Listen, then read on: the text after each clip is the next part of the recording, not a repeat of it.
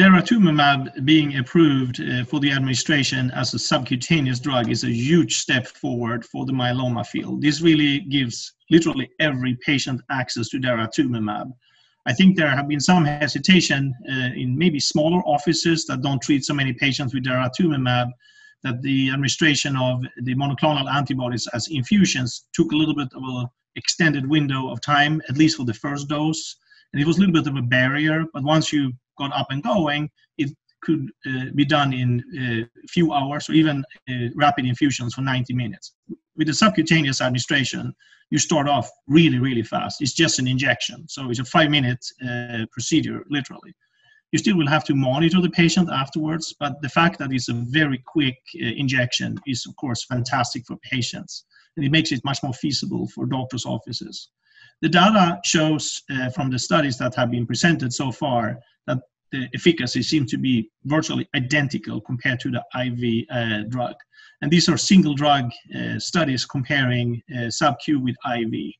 We don't yet have a lot of data for combination, but there is no reason to believe that it wouldn't be the same thing. So I would assume that once the drug gets approved as a subcutaneous drug now, it will move on in all the combinations. I think another huge benefit with the subcutaneous drug is the fact that the drug has also fewer infusion-related reactions. With the intravenous drug, around 50% of the patients had an infusion reaction for the first dose, and after that, it typically would never happen again. With the subcutaneous drug, the data suggests that it's maybe 10% of the patients. I do think there will be a continued development when it comes to the pre-medication. It's not yet fully known, but my prediction, based on my clinical experience for many years treating patients with myeloma with different types of drugs and also other hematologic malignancies, I do think that the pre-medication with steroids probably can be cut back.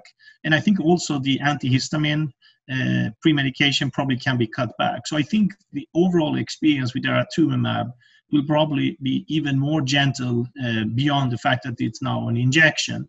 You also can cut back on the pre-medication, I would think. We will need a little bit more data to fully hammer this out, but that's my prediction. At our program at Memorial Sloan Kettering, we have used daratumumab extensively in the intravenous administration form. This goes back years before it was FDA approved on clinical trials. We also have used it extensively after it was FDA approved as a standard of care drug. We are just about to open investigator-initiated studies using the subcutaneous administration. With the FDA approval for the drug, obviously, we will switch the entire program from IV to subcutaneous administration within days after the FDA signs off all the papers. The subcutaneous dose will definitely reduce patient time in the office. Although we don't know to what degree we need to monitor patients after the first dose with a subcutaneous drug, the data suggests that instead of 50%, which we see with IV administration, that the sub-Q administration has about 10% infusion-related reactions. We don't fully know what the time window should be for monitoring.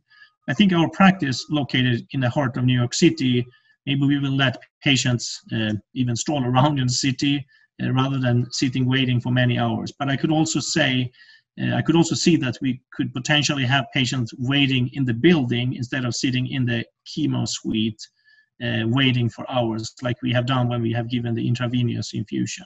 So I think we will learn as we go. I do predict that we probably will loosen up on these kind of rules and procedures going forward. So to begin with, we will probably have the patient around for a few hours. And after the first cycle, I could see that it probably will be a very short visit. But this is to be continued.